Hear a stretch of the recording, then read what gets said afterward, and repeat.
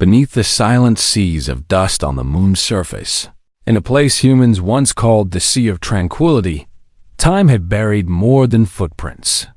For 2,000 years, the stars turned, empires rose and fell, and the galaxy forgot Earth, but not everything was lost.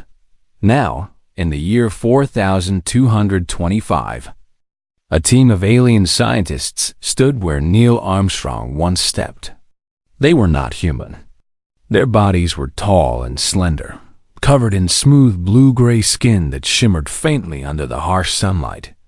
Their eyes, large and lidless, blinked slowly as they scanned the ground with handheld devices that hummed like sleepy insects. They belonged to the Galactic Concordance, the peaceful alliance that now governed the Milky Way. Leading the team was Varlak, a Valnari scholar known across 5 spiral arms for her patience and sharp mind. She moved carefully, her 6 limbs working in quiet harmony, 2 arms holding tools, 2 steadying her balance on the low-gravity surface, and 2 gently brushing away layers of ancient regolith. The Valnari did not speak aloud unless necessary. Their thoughts traveled through subtle vibrations in the air.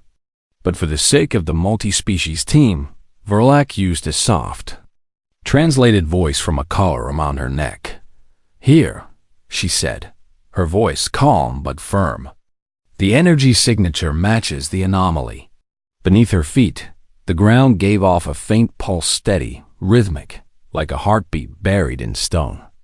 The team had detected it weeks ago from orbit, a quantum echo, too structured to be natural, too old to be recent. Most ruins from the so-called lost species, as humans were now called, were scattered ruins of cities or broken satellites. But this was different. Using precision cutters, they peeled back a seamless hatch made of a strange alloy that hadn't rusted, cracked, or even dulled in 2 millennia. It opened without sound, revealing a narrow shaft that dropped straight down into darkness. Cold air, impossibly fresh, rose from below. Norlek descended first, her limbs gripping the smooth walls. The others followed. At the bottom, they found a circular chamber, no larger than a small home.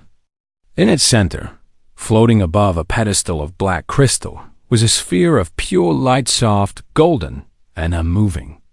Around it, symbols glowed faintly on the walls, circles, lines, and strange letters that looked like old Terran script. One of the younger team members, a furred linguist from the planet Zeth, gasped. "It's writing. Human writing, but clean, intact." Varlak approached the sphere. As her hand neared, the light dimmed slightly, then brightened again, as if recognizing her intent. A single phrase appeared in the air, projected in 3 languages, the Old Common Tongue, the Volnari script, and something even older, English, for those who seek not power but understanding. She hesitated. Then, gently, she touched the sphere. Instantly, the chamber filled with light, not blinding, but warm, like sunrise over an ocean. Data streamed into their neural links. Star maps, equations, engineering schematics, philosophical notes. It was not a weapon archive, not a history log, not a message of war or warning dot. It was a blueprint. Not just any blueprint, but the design for a starship so advanced, so impossible, that Verlak's mind struggled to process it. The ship could fold space not just between points, but between layers of reality. It could draw power from the faint whispers of the Big Bang still echoing in empty space. Its hull could heal itself using organic metal hybrids. Its core wasn't powered by fusion or antimatter. It ran on something called coherent consciousness resonance, a concept no known species had even theorized, and the name, written in bold letters at the top of the main schematic, made Verlac shiver. Project Prometheus. Final iteration. The team stood in stunned silence. One member whispered, "If they could build this, why didn't they?" That question would soon shake the entire galaxy. Back on the Concordance's central station near the black hole Sagittarius A*, news of the discovery spread like wildfire. Within hours, emergency channels lit up. Species that hadn't spoken in centuries sent messages. The Council, a gathering of the oldest and wisest minds from 23 civilizations, called an urgent session. Varlock stood before them, projected as a shimmering hologram in the Grand Chamber, a vast dome where delegates floated in gentle gravity fields. She presented the data, showing the ship's capabilities. The design wasn't just futuristic. It defied known physics. Yet every equation checked out. Every system was described in detail, down to the molecular structure of its fuel cells. The Lythari Elder, a being made of shifting crystal, spoke first. This is a trap. The lost species were warlike. They destroyed themselves. Why would they leave behind a gift? The Zentari ambassador, a soft-bodied creature with glowing eyes, disagreed. No, this feels kind.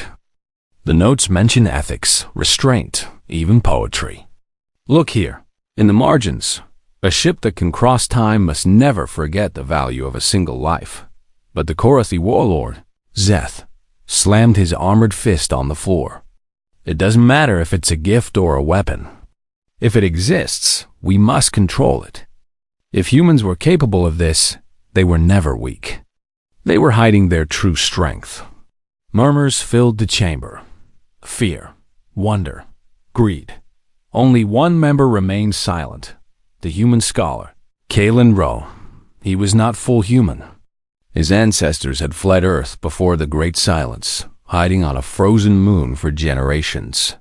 He looked young, with dark eyes and calloused hands from working old machines.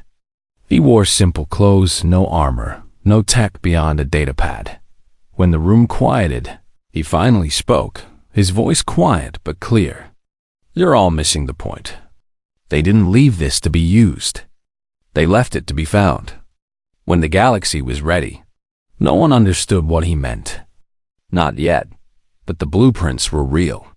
And they proved something shocking. Humanity.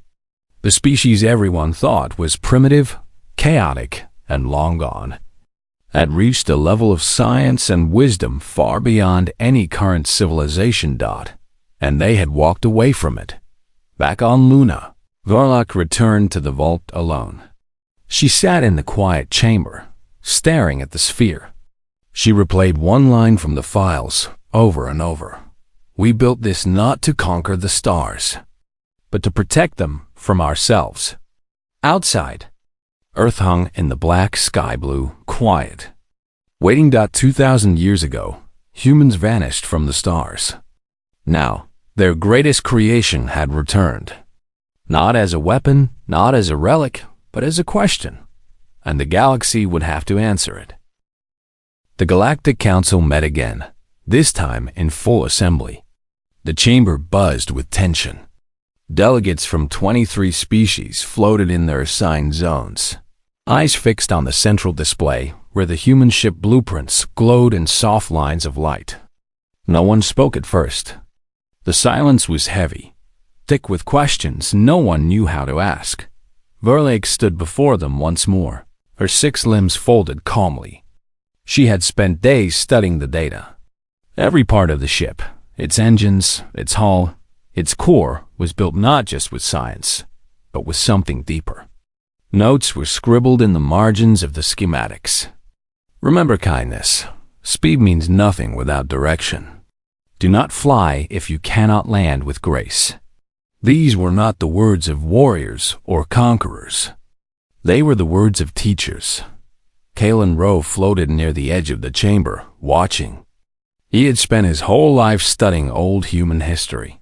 His people, the last known humans, had lived in hiding for centuries, preserving fragments of songs, stories, and science.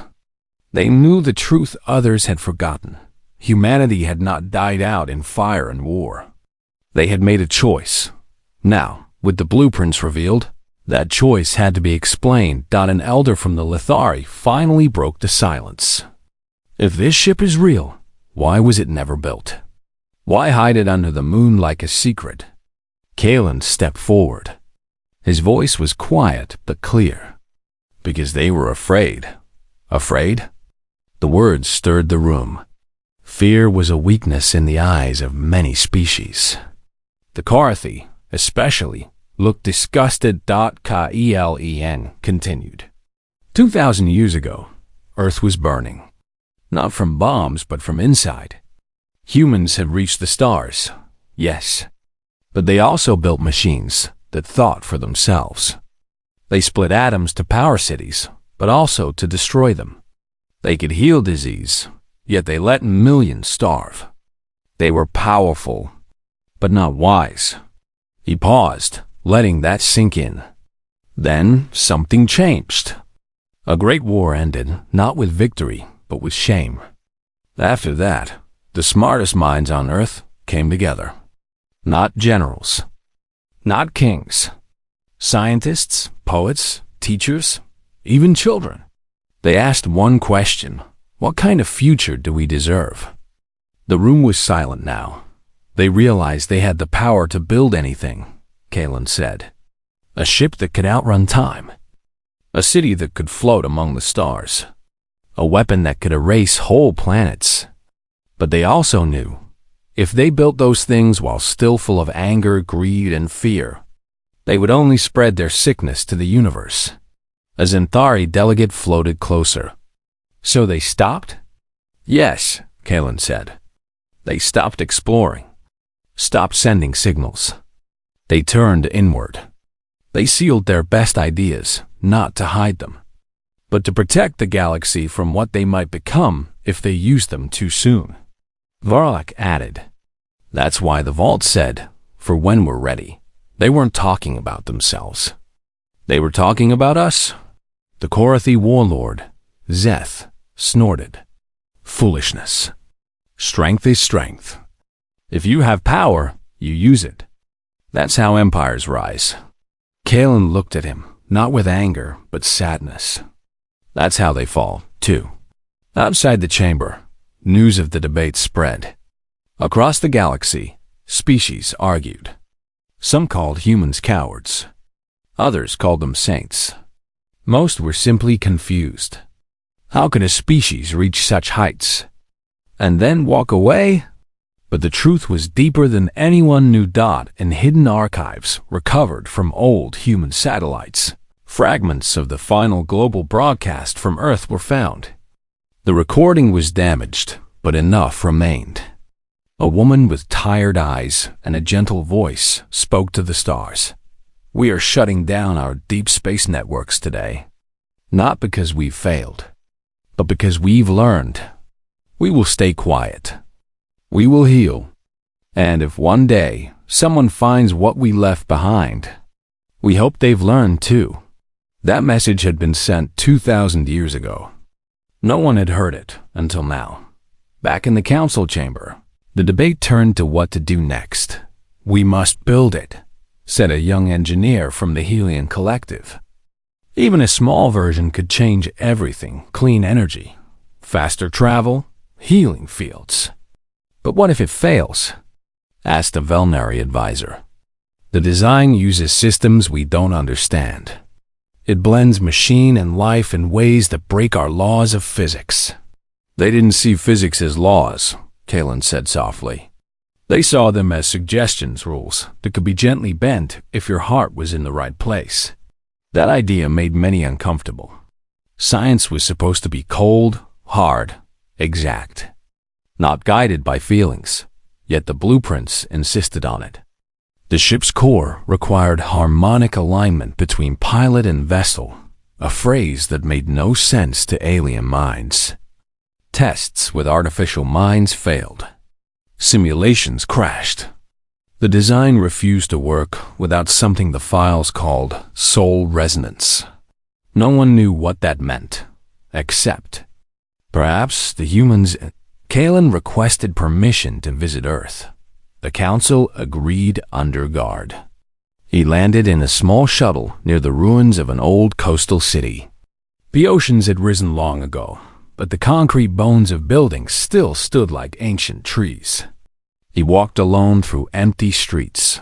Wind blowing through broken windows. In a half-buried library, he found a child's drawing pinned to a wall. It showed a smiling sun, a blue planet, and a ship shaped like a bird. Underneath, in shaky letters, "When we go back to the stars, we'll bring flowers." He touched the paper gently. It crumbled at the edges, but the message remained. Back at the Concordance station, Verloc made a decision. "We cannot understand this alone," she told the council. "We must try to build it. Not to control it, to learn from it." After long debate, the council agreed. A prototype would be built. Small, only 1/10 the size of the full design. Built with the best materials from all member species.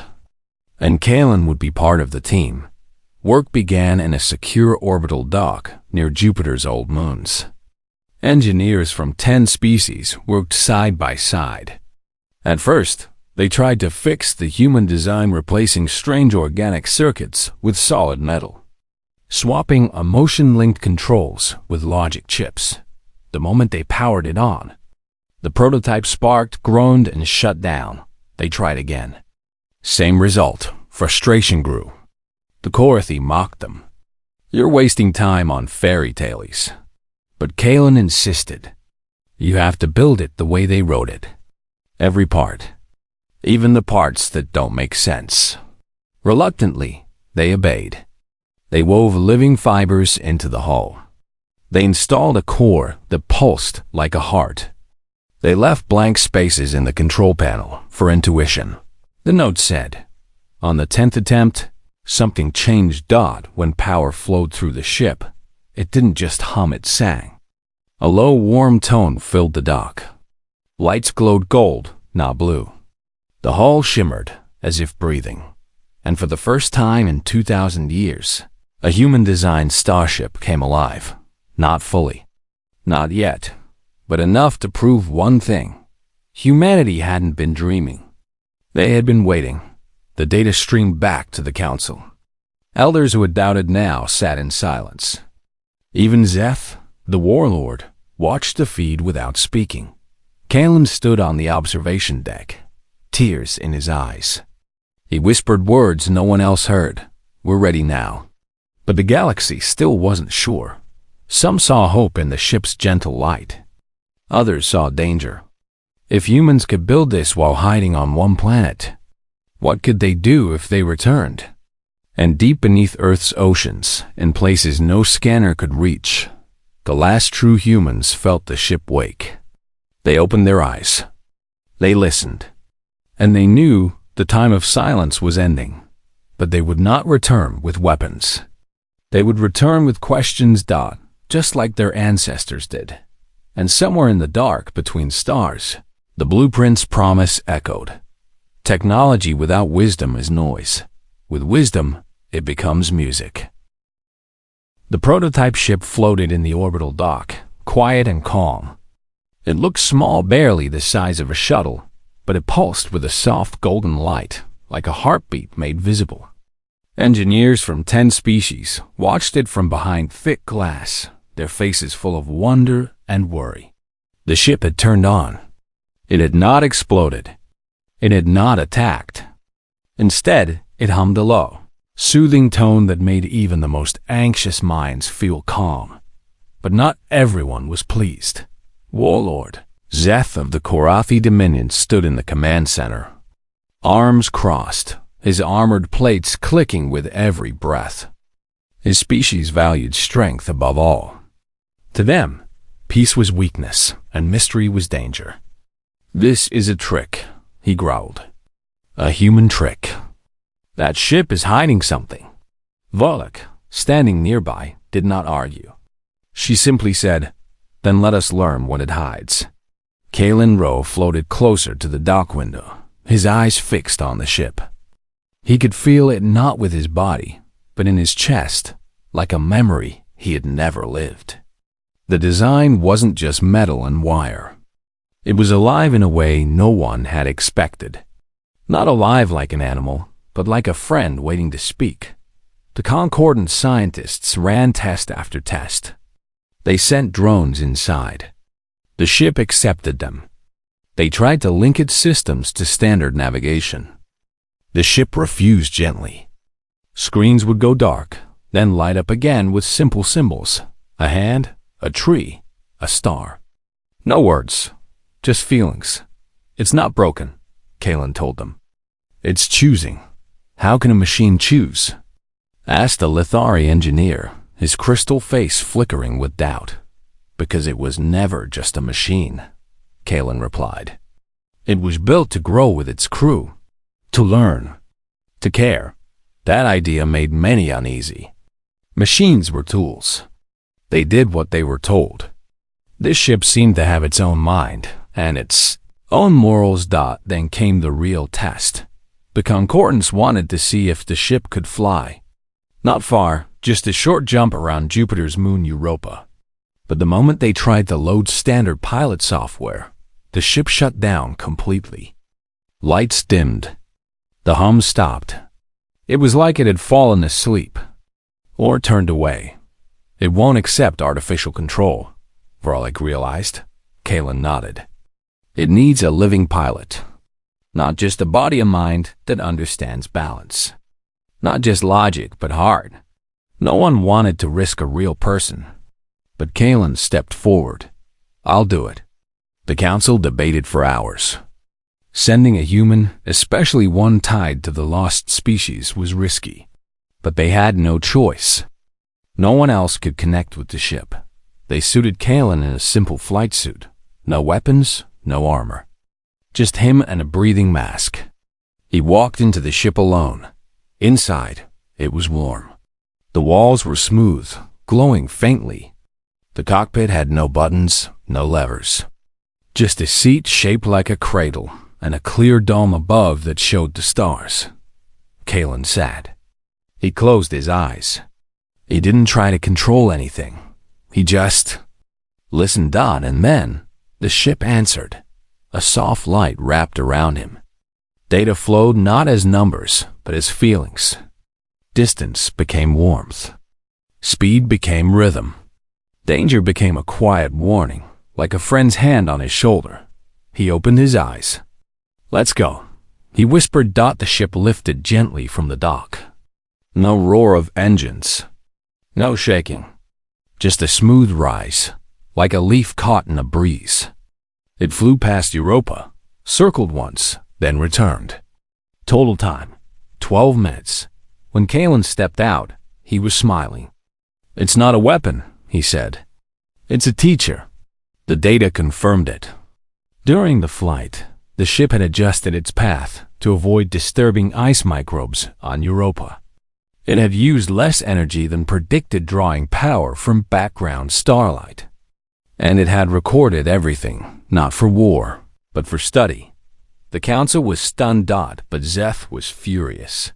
This proves nothing, he barked. A clever puppet show. But what if we need power? What if an enemy attacks? Will this teacher fight? Or will it sing songs while our worlds burn? His words found ears. Fear spread. Some species began to whisper.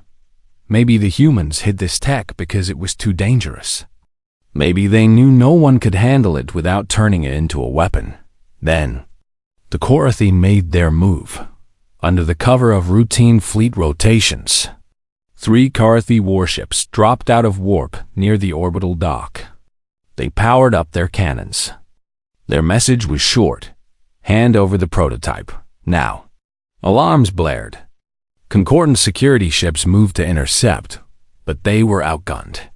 The Korathi had the strongest navy in the galaxy. Vorlik called for calm. Kalen pleaded for peace. But Zeth would not wait. Inside the dock, the prototype ship reacted. It hadn't been told to do anything. No orders, no pilots. But as the Korathi weapons charged, the ship glowed brighter. A low tone filled the air, not loud, but deep, like thunder felt in the bones. Then, something strange happened. On the Corothy ships, every weapon system failed. Not from damage, not from hacking. The targeting computers showed blank screens. The firing controls froze. And the crews, they stopped shouting orders. Instead, they stood still. Some dropped to their knees. Others began to cry. Back on the command deck, Zeth roared, "What is this? Sabotage?" But his own hands trembled. In his mind, a memory he had buried long ago returned his daughter's face, lost in a war he had started. He saw her smile, heard her laugh, felt the weight of her small hand in his. He couldn't move. Not from fear, but from grief. The prototype ship hadn't fired a shot. It hadn't shielded itself. It had done something far more powerful. It had reminded them of what they had forgotten. The effect lasted only minutes. But it was enough. The Corothy ships powered down. Zeth ordered a retreat, his voice quiet. He didn't understand what had happened, but he knew he had been changed. Back in the dock, scientists rushed to study the event. Scans showed the ship had emitted a low-frequency resonance wave, not sound, not energy, but something new. A wave that didn't affect machines, but minds. It didn't erase thoughts. It simply cleared the noise. Let truth rise to the surface. It didn't attack them, Kalen said, watching the Corothy fleet vanish into warp. It showed them themselves. Varlock looked at the ship, then at Kalen. This is not technology as we know it. This is compassion made real. Word of the event spread fast. Some called it a miracle. Others called it mind control dangerous and unnatural. Protests formed. Demands were made. Some wanted the ship destroyed. Others wanted it copied, used, sold. But the council held firm. This ship is not a tool, declared the Zentari elder. It is a mirror. And not all are ready to look into it. Kalen knew the real test was coming. The prototype had proven what it could do. Now, the galaxy had to decide what it would do with that knowledge. Would they build more ships like this to heal, to guide, to learn? Or would they try to turn it into a weapon and fail, as humanity once feared they would? Deep below Earth's oceans, in a hidden dome lit by soft blue light, Alira Voss watched the newsfeed. She was older now, her hair silver, her eyes sharp with wisdom. She had led her people through centuries of silence. She had waited. Now, she turned to her council of elders, men and women who had never known war, only study and care. They've found it, she said, and they've seen its power. One elder asked, "Do we reveal ourselves?" Alira paused. She thought of the Corothy warlord weeping in his cockpit. She thought of Kalen, alone in the ship, trusting it like a friend. "Not yet," she said. "But we prepare. The galaxy is not ready for us, but it might be ready for our message." Above, the prototype ship floated in silence, waiting. It had not chosen sides. It had not fought. It had simply reminded beings of their own humanity, something even aliens could carry, if they chose to. And in that moment, the stars seemed a little closer. Deep beneath the Pacific Ocean, where sunlight never reached and pressure could crush steel like paper, a quiet world hummed with life. Hidden under miles of water and rock, shielded by layers of magnetic silence, the last true humans had lived in peace for 2,000 years. Their city was not made of metal and glass, but of living coral, recycled stone, and soft light grown from algae. Trees grew indoors. Children played in gardens that floated on gentle currents. No weapons hung on the walls. No armies trained in secret. They had not hidden out of fear. They had hidden out of care. Alira Voss stood on a balcony that looked out into the deep ocean. Bioluminescent fish drifted past like stars. She was the speaker of the last enclave, the one chosen to carry the memory of Earth's last promise. She had watched the galaxy through silent sensors for decades. She saw the wars, the alliances, the slow crawl toward wisdom. And now, she had seen the prototype ship awaken. She knew what it meant. They're testing it, she said softly, not to anyone in particular. And it's testing them back. Behind her, a young woman named Mira approached. She carried a data slate showing the Korathi retreat. The warlord wept, Myra said, wonder in her voice. He remembered his daughter. Elira nodded. That ship was never meant to fight. It was meant to remind, to wake up what's already inside. She turned from the ocean view. It's time. Myra's eyes widened. Time to go back? Time to speak, Elira corrected. Not to rule, not to return as saviors, but to say, we are still here, and we remember why we left. In a chamber at the heart of the enclave, the ancient network came alive. For centuries, it had slept dormant beacons buried on the moon, Mars, Europa, even distant Pluto. Now, Elira gave the signal. One by one, they turned on. Not with noise or fire, but with light. Soft pulses, like heartbeats, sent through quantum threads that spanned the solar system. Across the Sol system, long-dead stations blinked to life. Solar panels unfolded. Water purifiers hummed. Gardens inside sealed domes began to grow. The silence was over. On the Concordance station near Jupiter, alarms sounded not of danger, but of surprise. New energy signatures. A technician cried. All over the Sol system. Human origin. Kalen Rowe heard the news and ran to the observation deck. He saw it with his own eyes. Lights flickering on Mars. A signal from Titan. A garden dome blooming on Ceres. Humanity hadn't vanished. They had been waiting, watching, preparing. His hands trembled. He had spent his life believing he was one of the last. Now, he knew the truth. He was not alone. Meanwhile, the Korathi fleet limped home. Warlord Zeth sat in his command chair, silent for days. He had tried to take the ship by force. Instead, it had shown him the face of his daughter, the one he sent to war at 16, never to return. He had buried that memory under orders, victories, rage. But the ship had dug it up gently, like a gardener uncovering a seed. He did not speak of it to his crew. But something in him had changed. Back at the orbital dock, the prototype ship glowed brighter. It seemed to sense the awakening across the system. Its hum deepened, as if singing to its kin. Volek watched from the control room. They're coming, she said, not with fear, but awe. Who? Asked a young engineer, the ones who built it. On Earth, hidden doors opened in mountains, deserts, and ocean floors. Small shuttles, sleek, silent, shaped like birds, rose into the sky. They carried no weapons. Only people. Scientists, artists, teachers, elders, children. Their message was simple. We are not your enemies. We are your neighbors. The Concordance Council went into emergency session. Panic rose. They've been hiding among us, cried a Lethari delegate. What else have they kept secret? But the Zentari elder floated forward. Or what if they were giving us a chance to grow, to prove we could be trusted with their knowledge?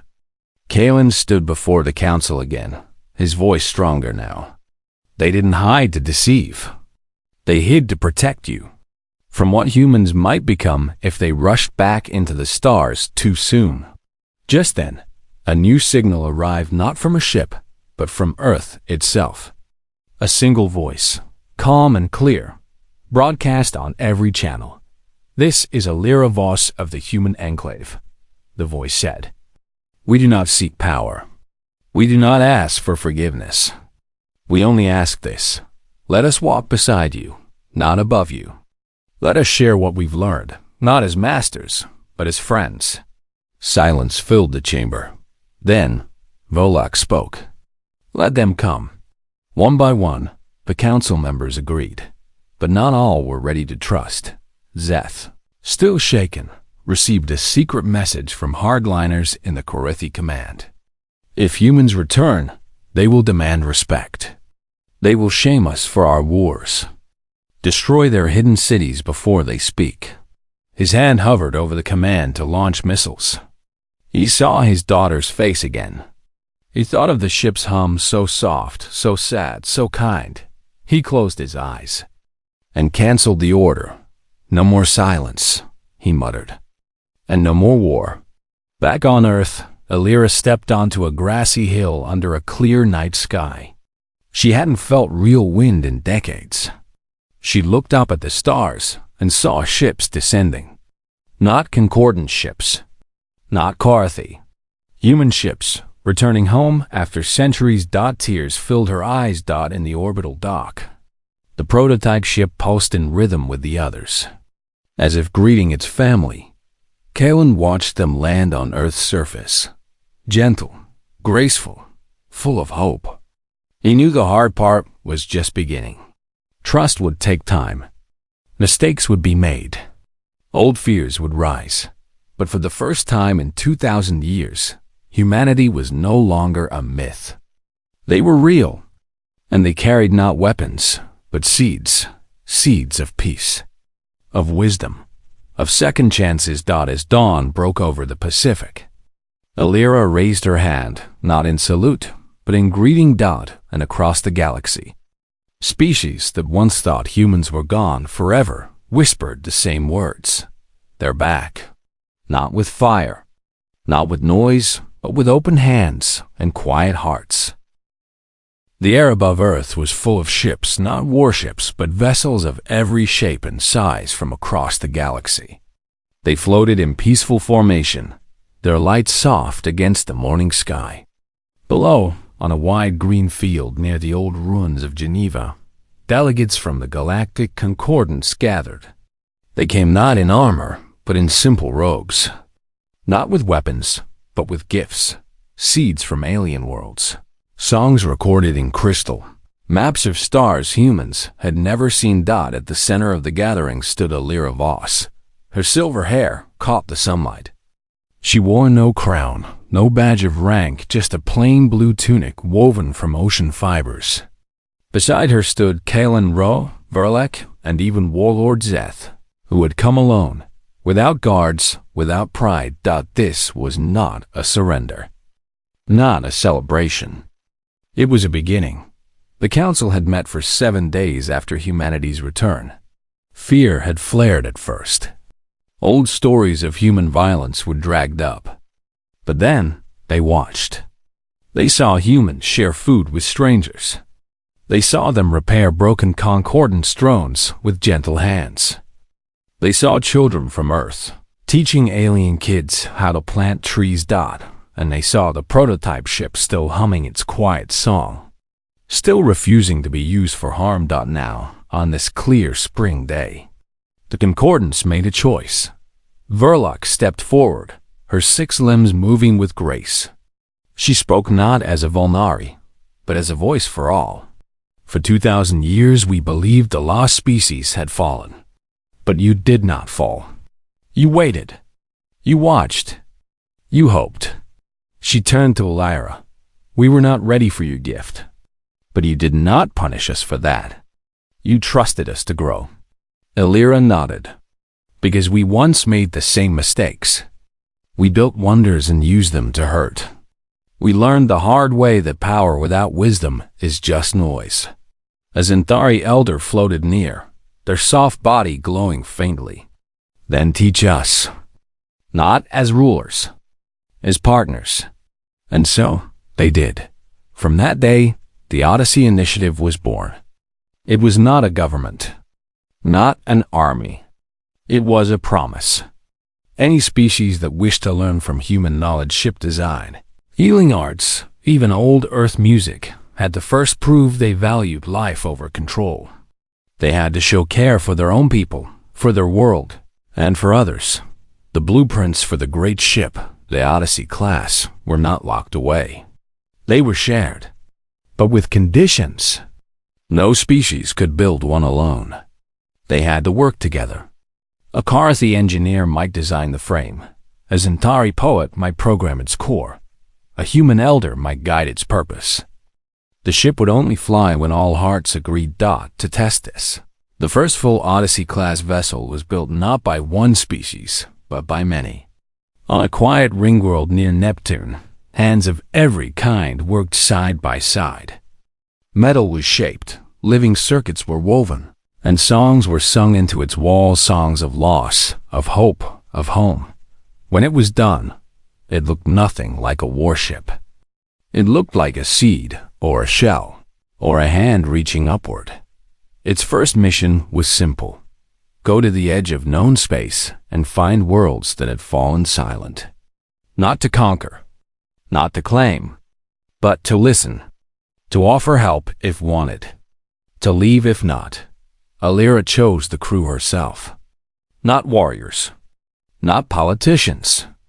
A botanist from Mars, a young Karate who had never fired a weapon, a Valnari musician, and Kalen Rowe as guide. Before they left, the Concordance held a ceremony, not with speeches, but with silence. 1 minute of quiet for every 100 years humanity had been gone. 2,000 seconds of stillness, as the wind moved through the trees and the stars watched. Then, the ship launched. It did not roar. It rose like breath, leaving a lung smooth, natural, certain. As it climbed, its golden light spread across the sky, not blinding, but comforting. People on Earth looked up and smiled. Aliens on orbiting stations felt something stir in their chests, a feeling they could not name, but knew was good. Far above, near the black heart of the galaxy, the oldest Concordance elder watched from his quiet chamber. He was so old, his body was little more than light and memory. He had seen empires rise and vanish like sparks. He had thought wisdom was rare, maybe impossible. Now, he whispered words that would soon travel across 1,000,000 worlds. Humanity didn't leave the stars. They were waiting for the stars to be ready. Back on Earth, children ran through fields where cities once stood. They picked flowers and asked questions. Why did humans hide so long? One asked Alira. Because we love the universe too much to break it, she answered. And now? Now we walk with it, she said, hand in hand. The Odyssey ship reached the edge of the galaxy within days. There, it found a world wrapped in ice, its people huddled in caves, forgotten by time. The ship did not land with force. It sent a single drone, shaped like a bird, carrying seeds, medicine, and a message. You are not alone. The ice people wept. They had thought the stars were empty. The ship stayed for weeks, teaching, healing, listening. Then it moved on to another world, another silence, another chance. It would never return home. Not because it couldn't, but because its home was now everywhere. It brought hope. On Earth, the human enclaves opened fully. Schools were built that taught not just human history, but galactic unity.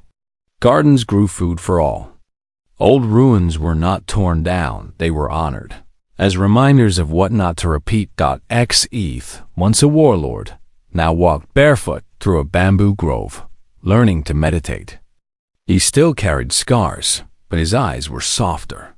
He often visited the orbital dock to sit near the prototype ship. He never spoke to it, but sometimes it hummed a tune his daughter used to sing. Verlick returned to her people, not with weapons or secrets, but with stories. She told them of human kindness, human error, human courage. The Valnari began to change, not all at once, but slowly like rivers carving stone. Kalen, after his journey on the Odyssey, came back to Earth. He did not seek fame. He opened a small school near the sea, where human and alien children learned together. His favorite lesson was simple. The strongest thing in the universe isn't fire or speed or even time. It's the choice to be kind when no one is watching. And so, the galaxy changed. Not with a bang, not with a law, but with 1,000 quiet choices, each one echoing the same truth. Humanity had not returned to rule. They had returned to remind, and in doing so, they helped the stars remember how to shine.